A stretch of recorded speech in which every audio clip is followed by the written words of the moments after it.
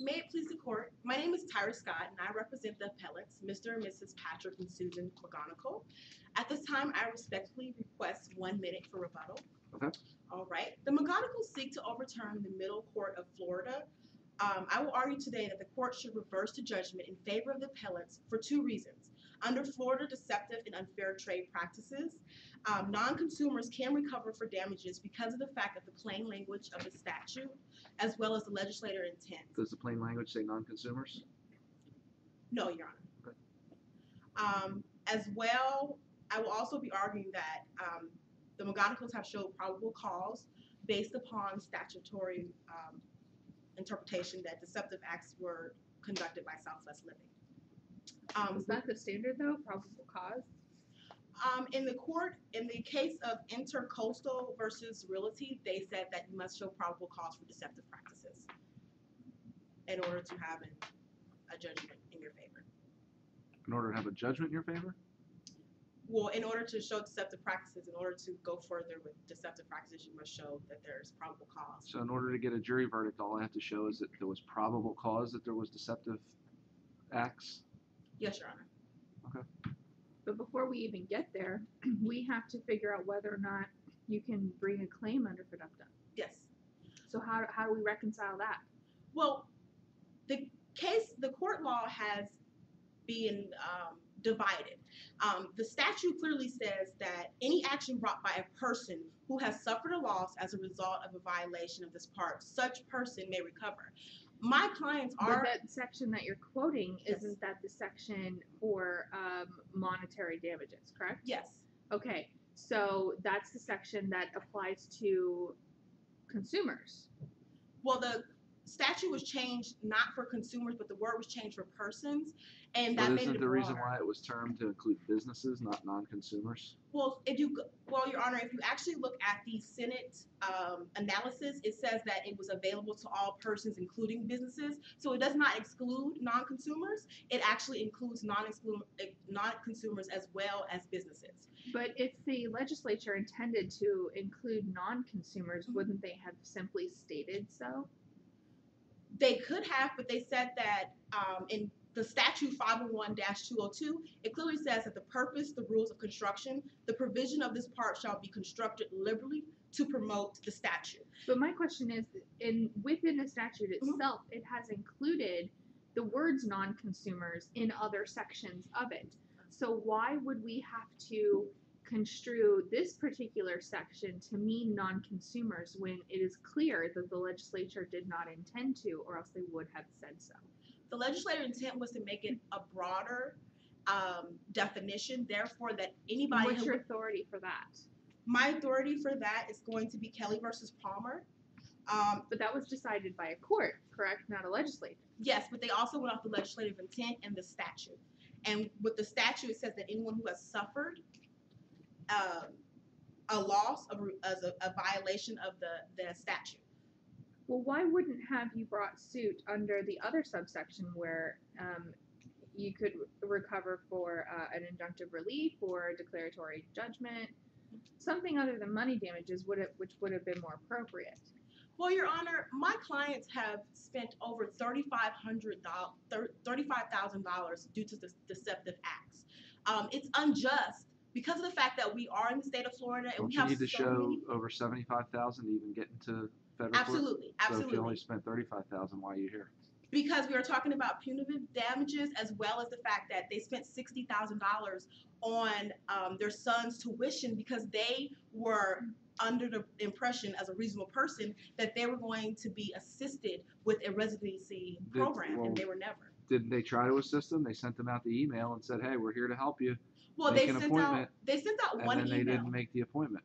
Well, they sent out one email saying sooner than later. It Well, had once no I send the detailed email information. out, who's the onus on? I mean, isn't the onus then on the kids to get in touch with them and make an appointment? It was under the sons did make the appointment, but the fact A month is later. a month later, but even if they made it after they got the email of August 9th, it was only 2 weeks. That's less than enough time for them to get the proper documentation that was needed for the residency program. How do we know that?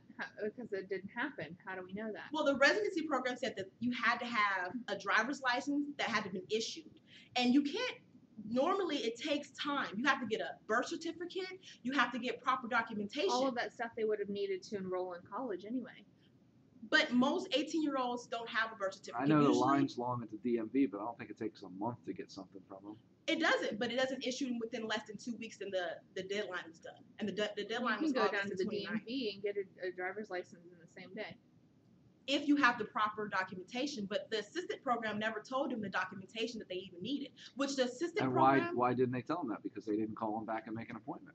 well, no, the Southwest Living were supposed to assist them, Your Is Honor. Southwest Living the only place that that information is located? Well, if the program was $6,000 and you're telling me that my clients were under the impression that with $6,000 that they were going to be assisted. An assistant is just not sending out one email, Your Honor. Assistant within the month that they got the money, which is July 16th, to the time that they sent out the email, But they also weren't guaranteed a result.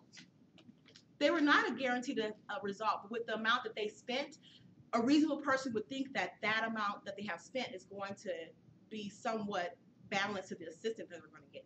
But that was not true. I have a problem with the money because it's something that they had already decided to spend. They were going to spend that money regardless. So how can we say that they were in fact damaged by this? Well, they were going to spend $60,000 for their son's tuition, but the $6,000 that they gave to Southwest Living, that's just unreasonable. With the proper amount of assistance that they were supposed to give them, they didn't give them anything but an email with no detailed information. Well, let's talk about stuff other than the residency program and the money. Okay, Yes, so maybe we agree with you that $6,000 is unreasonable for that residency program, but the other money that they spent was money that they were planning on spending anyway. So Yeah. how can you say that they were damaged? Well, Your Honor, they spent $4,000 for a kitchenette, and their kitchenette that the actual model had, it had a refrigerator, it had a stove, it had an oven, that had nothing in their kitchenette. Yes, but a reasonable person, when they see the word kitchenette, doesn't mean to a reasonable person a fully loaded kitchen. When you rent a hotel room and they have a kitchenette, what are you expecting? A mini fridge, and that's it, correct? Absolutely, but also when you go to a website and you see they have a mini kitchenette, you see a model of what you're going to be paying for. The model that was shown, the replica, was nothing similar. But they signed a contract that said that exactly that they were not necessarily entitled to what they were shown.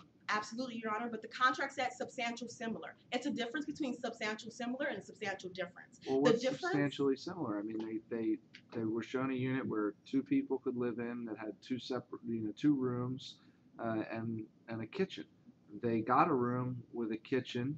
They got a room that had 2 separate rooms. I mean, it was a half wall, but it was still 2 rooms. With the 2 rooms, they wanted to make sure that both of their sons had privacy, but it was a half a wall, and that's not substantially similar because it's a half a wall. It's not all the way. So privacy. it's your contention that they did not receive the room that they were shown, correct?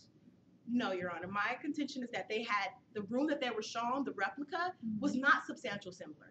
The model had a kitchenette. It had a refrigerator. It had a microwave. Usually when someone pays for microwaves and other accommodations, it's in the room. But isn't there wasn't. case law that says that if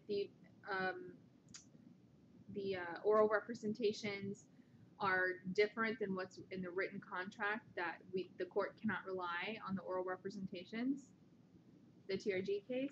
Absolutely, Your Honor. But also, it also says within the Deceptive Act that. But how can you win that? I mean, if a claim under this act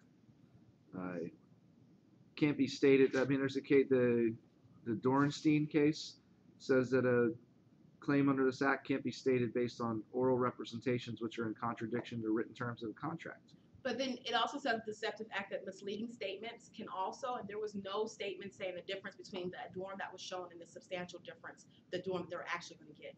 Meaning what? That there was nothing by the representative saying that they had different double dorms. What they showed them, a reasonable person will believe that these were going to be the same. Thank you.